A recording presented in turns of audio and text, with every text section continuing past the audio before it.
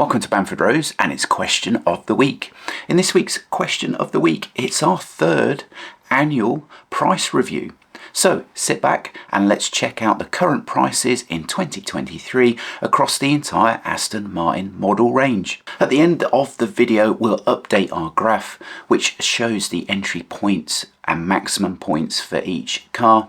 And just like I've got mine here, it's designed so you can print it out, and when you're flipping through the classifieds, you can use it as a handy reference.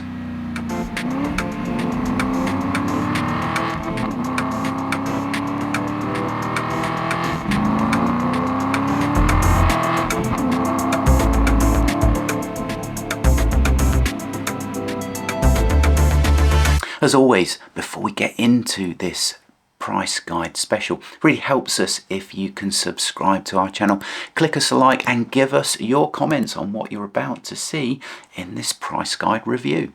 Now, along with identifying the entry points for each model, we shall identify the biggest depreciators.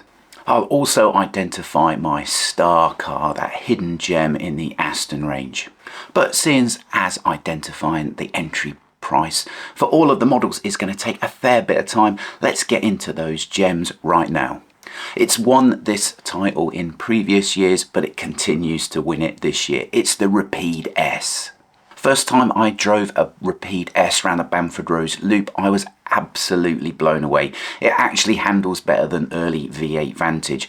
Probably doesn't handle as good as a Vantage S, but certainly handles as good as an early Vantage, an early DB9, and as good as Virage and DBS, if not better.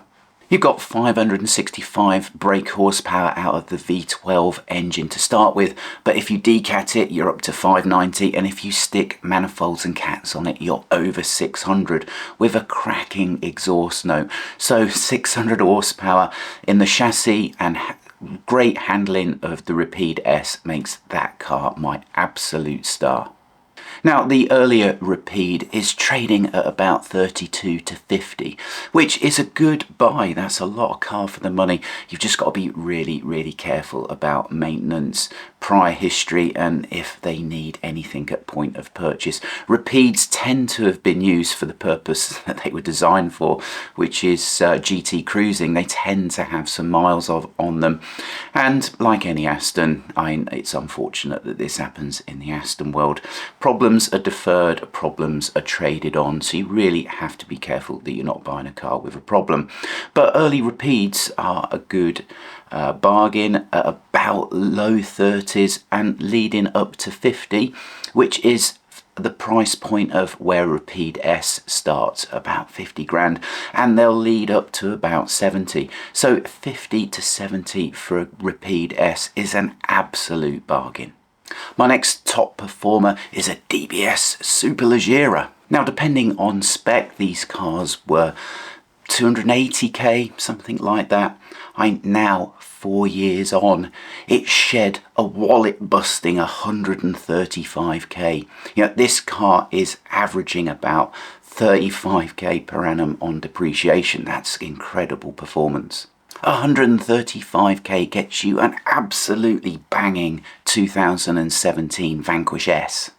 So another top tip, instead of seeing that money disappear in smoke in front of your eyes, bank that 280k, leave it sat in an account. You'll come back to it 4 years later, it would have probably earned about 5 pence in interest, but you can take 135k and buy yourself a 2017 Vanquish, and that's for free. You've then got the remaining 150k to do with whatever you will, which altogether appears to be more sound financial advice than buying a brand new DBS Superleggera. Now, considered in the price review, you have to consider condition, mileage, service history, spec. Need to, especially say on some early V8s, there's some crackingly spec'd cars out there that are obviously going to go for a premium. So if the V8 Vantage has got Bang & Olufsen sport seats, clear rear lights, carbon on the front and rear diffuser, it's obviously going to go for a premium. And then look at the maintenance record. If it's got recent tyres, brakes, clutch, suspension parts, basically the car is mint and wants for nothing, then obviously these cars are going to go at a premium. And as I've recommended in the past, if you're buying and the mileage is greater than 30,000 on any of these Astons, because they all behave about the same, they all wear about the same, then you want to be seeing invoices for suspension, wishbone arms, bushes, dampers. Certainly on a V8 Vantage above 40,000 miles, you want to be seeing a receipt for a clutch. If you can't see that in the service history of the car, you need to factor those repair bills into purchase price. But always, always, always, for me, paint and interior.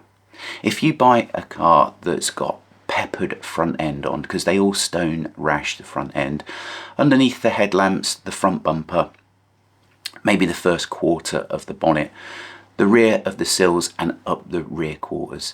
If you need to recover and fix that in a paint shop, that's a lot of panels that need repainting and lacquering, and that's going to be really expensive. Also trim. Finding decent trimmers is tough these days. It's a bit of a dying art and there aren't many people out there, so trim is going to be expensive. So if you pick up a car that is tired on paint and trim, then forget the mechanicals that I just mentioned earlier. Then that is going to be a big recovery bill in itself. So if you get a car that's perfect on paint and perfect on trim, then that's going to ease the ownership experience, ease the price that you have to pay to get the car back up to tip-top condition how you want it. So together with all the spec and maintenance history that I just spoke about, then trim and paint condition, if that's really, really good on a car, then that's obviously going to add a premium to those cars too.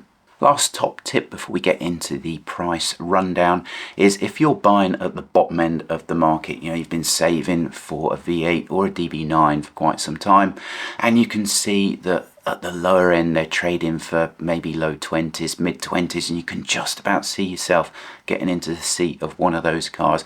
I would recommend a kitty available at any time of a minimum of 5 grand, probably 10 grand, because when it goes into a workshop service, if you need brakes, tyres, clutch, few suspension components, aircon compressor fails, any number of things, then these Astons can rack up some large bills pretty quickly. So if you're buying at the entry level price point, then do make sure you have a kitty in reserve to get yourself out of trouble. So let's start with the Vantage chassis range. So this is going to be a V8 from 2005 4.3 leading all the way up to the Mercedes era Vantage. Now last year we saw that 30k was sort of the starting point and the bulk of the good cars were around 35k. We've got V8 Vantages now trading at low 20s.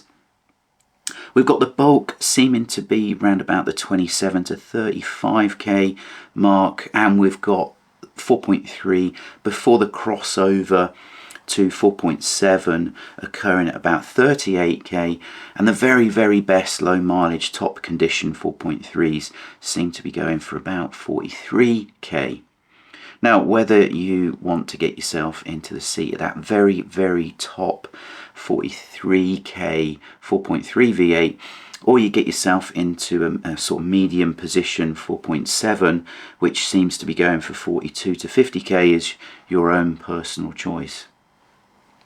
So that leads us on to the 4.7, where, as I say, they're starting at about 38k.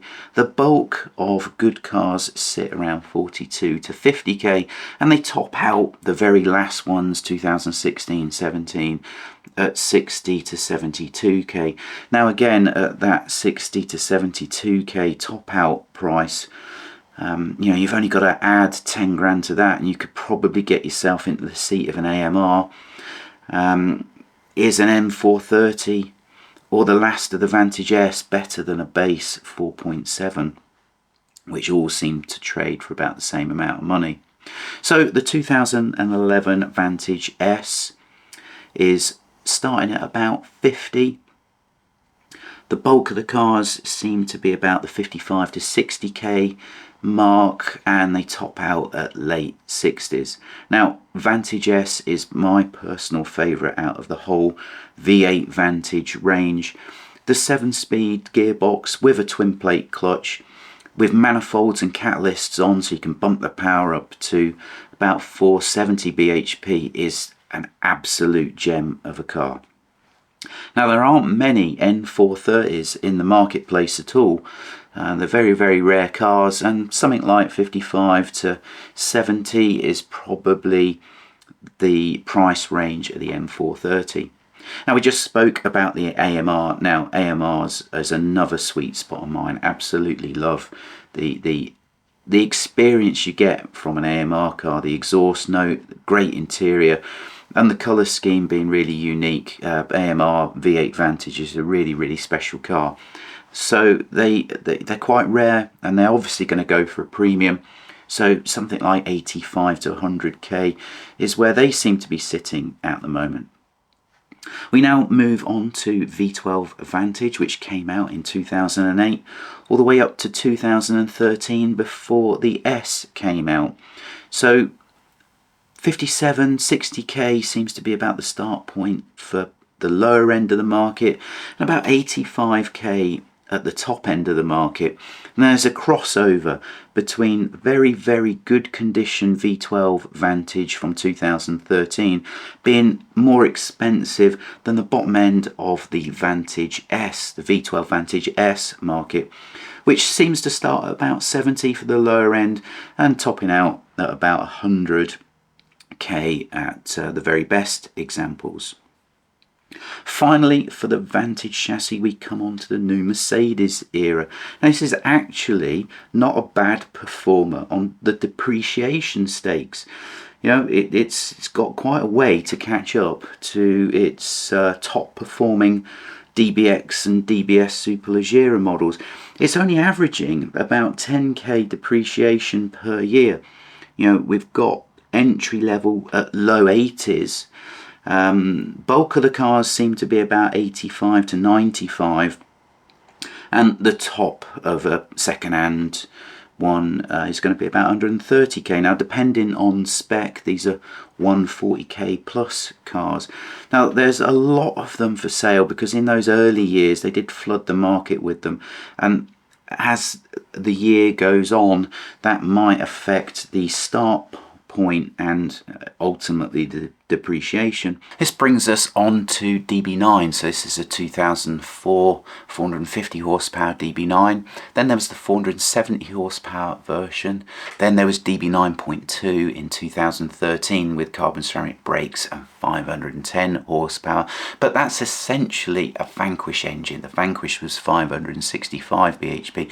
Now it's only an electronic remap needed to get that 510 horsepower DB9 up to 565 bhp.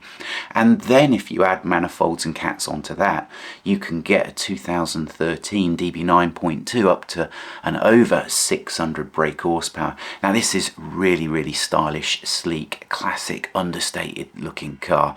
And if it wasn't for the Rapide S being available at a bargain price, then the DB9.2 would be my next second best option, the hidden gem in the Aston range. Now, a 450 horsepower 2004 DB9 fall into two categories. They're either going to be cherished and loved cars, paint conditions immaculate, open the door and you can see the interior is immaculate, and they've been really well looked after. Maybe even today in 2023 the mileage is low, 20,000, something like that, and those cars are rightfully going to go for a high premium. But then at the other end of DB9, it's the well used and a bit scraggy model. Now these are going to trade at low 20s, and you can be adding another 20 grand to that to turn a car that's hiding some quite significant maintenance it needs into a car that you could use reliably and go touring on. And that's just mechanicals. You know, if it needs paint and interior sorting out, then, you know, we're into these early DB9s that are at the bottom end of the market actually needing restoration, not just TLC. So bear that in mind if you're buying a DB9 at the bottom of the range, but also be happy to pay a premium for those early DB9s that are in absolutely immaculate condition, because they are very much worth it. DB9 is a great looking car and a great GT cruiser. So let's get on with DB9 price guide. So much like the V8 Vantage, this time last year we saw the entry level being about 30 grand. You know, we've got cars trading at low 20s. Bulk of DB9s seem to sit at 25 to 35, with the very best examples of that 450 horsepower 2004 to 2007 DB9 trading at about low 40s. The DB9 470 horsepower model is distinguishable by the glass center key instead of the conventional key start from the earlier 450 horsepower DB9, and the price point for them is about 35k. So there's a big crossover there between the very best example 450 horsepower DB9 going for low 40s and the sort of scraggy end of the 470 market going for about 35. I'd actually be getting myself into the seat of the very best key start version, 450 horsepower version for low 40s than get into a 35k 470 bhp car, because it's gonna need some work on it. That's because the bulk of those cars are gonna sit mainly at 42 to 50k, with the best examples before a 2013 DB9 sitting at about 55k. Now the DB9.2 from 2013 starts at 58k, they'll top out at about 80k, and at 80k is where you see the start point from the 2015 DB9 GT. Now again, I just said that a DB9.2 was a hidden gem, but so is a DB9 GT. You know, this is the last naturally aspirated, classic, understated Aston, and a 2017 DB9 GT is like a new car. So today in 2023 you can be buying essentially what feels like a new car, because paint's fresh, interior's fresh, for about 80k. Now you can leave that car standard and it's a cracking car, but as I mentioned earlier, you can take that over 600 horsepower and then you've got everything: the performance, the sound, the looks, which is why close behind a Rapide S, the DB9.2 and the DB9 GT are my hidden gems.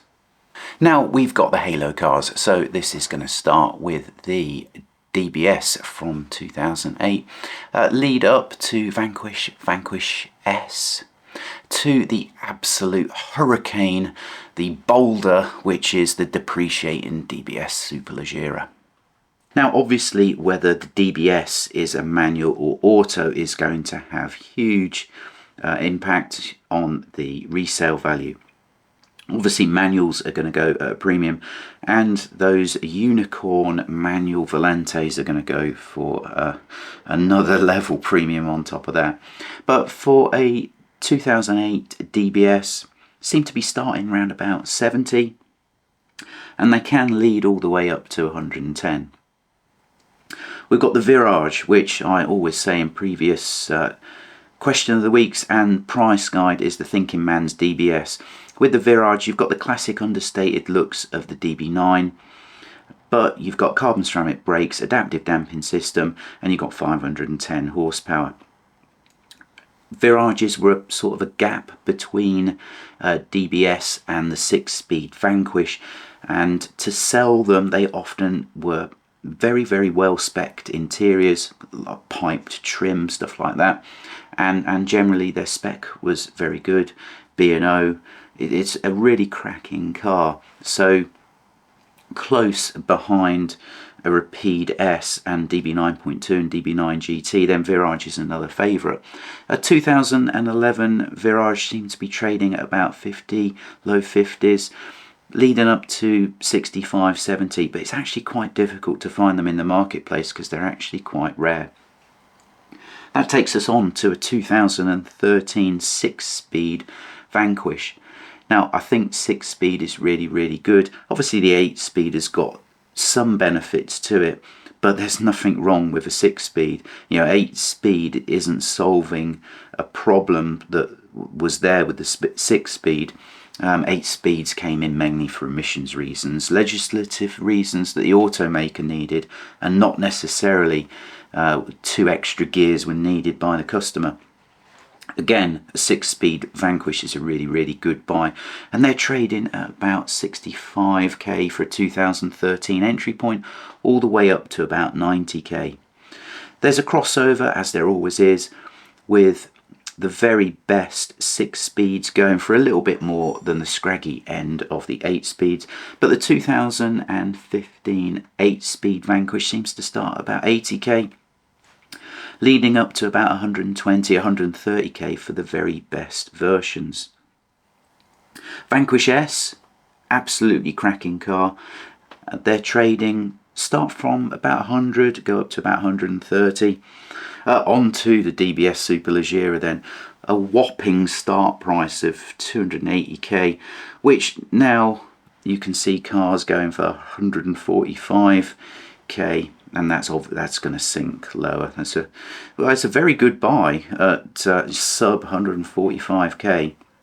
Now we've got the 470 bhp 2010 to 2013 Rapide, early entry levels trading at 32. The bulk of those cars seem to be going for about 38 to 45, topping out at about 50. Now this is a really interesting crossover. At 50k, for your very best low mileage, great condition 2013 Rapide, or 50k for your entry level Rapide S. Now, because of how good the Rapide S is, I'm going to say that the Rapide S entry level wins easily, hands down. That might affect what the top end of a Rapide is, because if everyone thinks the same way as I do, then the Rapide S being the car to go for means that there are going to be less people clamouring to get their hands on a top spec 50k 2013 470 bhp Rapide, but we'll have to see how that plays out. So Rapide S, as I've said earlier, high 40s, early 50s, leading up to 70. That brings us on to DB11. Now DB11 is third in the depreciation stakes. It's not quite as bad as DBS Superleggera and DBX, but it is depreciating more than the V8 Vantage Merc.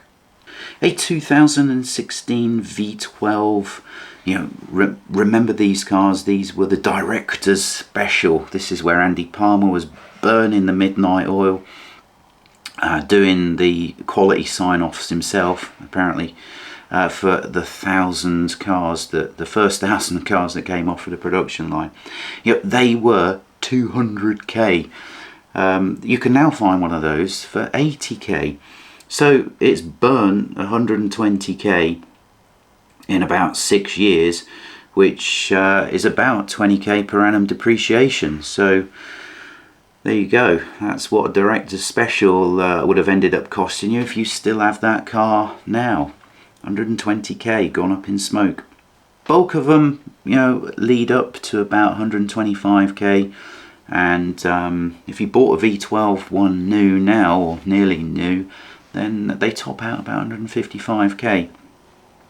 The DB11 Merc V8 engine option from 2017 is trading at about 85k and leads all the way up to about 165k.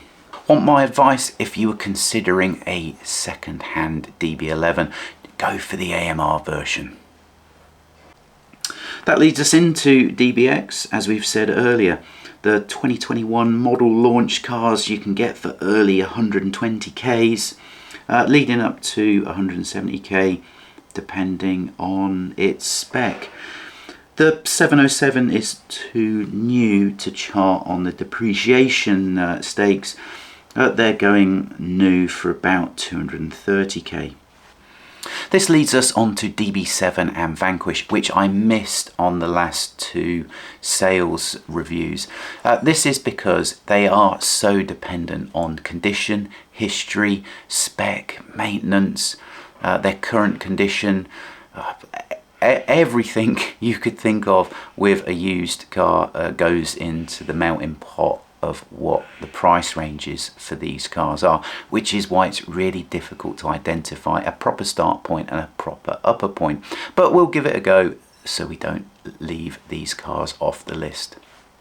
Now we've got the DB7 inline 6. Now I can't advise this car to anyone. Drives like a Jag really. If you're going to go for a DB7, get yourself into the V12 version definitely.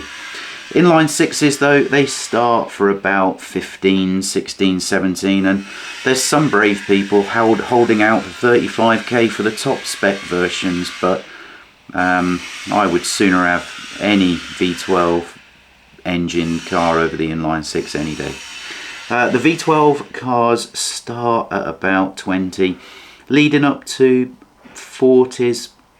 Now, I have been criticised for being too harsh on DB7, and the reason why I'm a little bit critical on it is because they're old cars now, and for an Aston, for me, you know, it's all about premium luxury. When you open the door and sit in the car, then you have to be sat in luxury. The trim has to wow you instead of when you sit in it thinking, oh my, this leather's tired, oh that bit of trim's hanging off, which inevitably on DB7s they are. So because it doesn't give me that luxury car experience is why I'm a bit critical on DB7s. But if you got a 2002, 3, very last of the DB7s that are registered, you can open the door to those and they still smell like a brand new car. Now this is perfect. You get classic understated looks that a DB7 can give, which even DB9 can't, yet you still get that new car experience.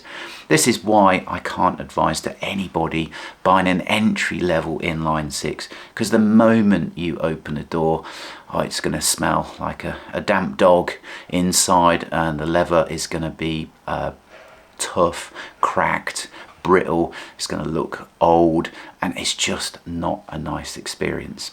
This leads us on finally to Classic Vanquish.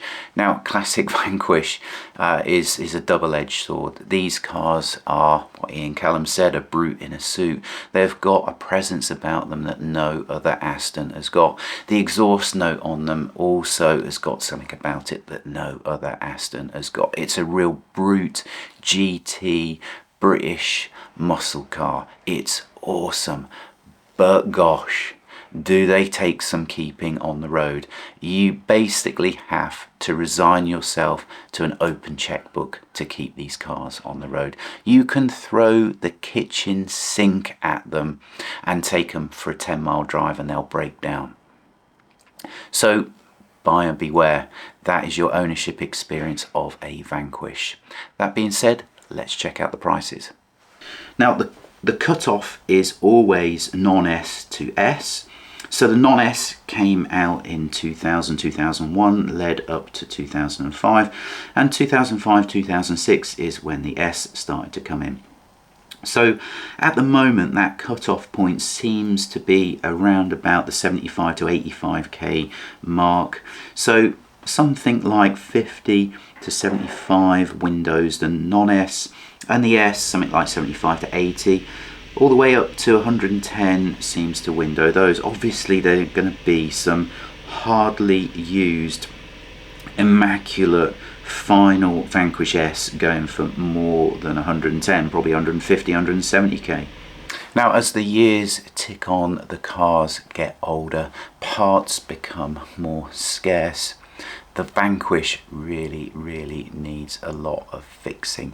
Now previous years it probably wasn't as much fixing as what they often need today, and that amount of fixing, the headache of sourcing parts is really taking the edge off Vanquish for me.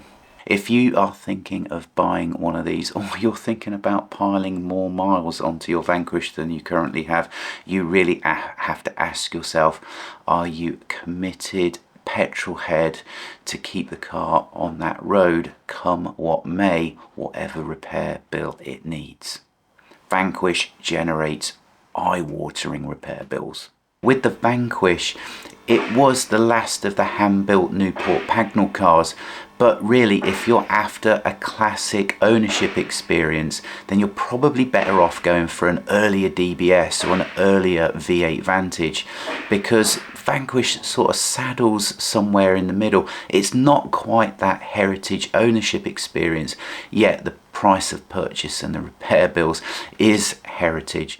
So there you have it, 2023 Aston Martin price guide from Bamford Rose.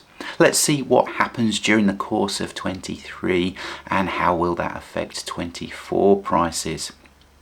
Is it going to be the case that everyone's clamouring for the Gen 1 Gaydon car and it nudges and hardens the market on those? Or is this pointless man-made fuel and energy crisis, the emergence of emissions zones, going to take the edge off owning these cars? Well, we'll find that out in a year, I guess. But until then, we'll see you next week on another question of the week.